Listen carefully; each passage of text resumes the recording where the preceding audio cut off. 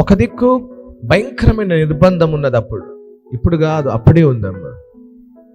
శ్రమలు మనం ఇప్పుడు అంటున్నాం కానీ 2000 సంవత్సరం క్రితంలోనే యేసయ్యను నమ్మిన వారికి, ప్రకటించిన వారికి భయంకరమైన శ్రమలు.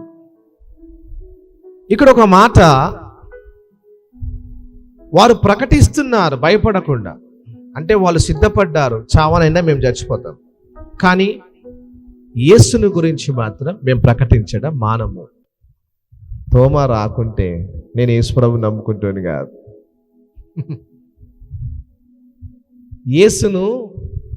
యేసయ్య సువార్తను మోసుకొని వచ్చాడు ఈ దేశానికి. అప్పుడు ఈ దేశంలో ఎట్లున్నారు వాళ్ళంతా? నో ఎడ్యుకేషన్, చదువు లేదు, అజ్ఞానంగా జీవించేవారు, మూర్ఖపు తరం వాళ్ళగా జీవించారు. సువార్త వాక్యము వెలుగులోనికి నడిపించింది, వాక్యము వాళ్ళను సర్వ సత్యంలోకి నడిపించింది.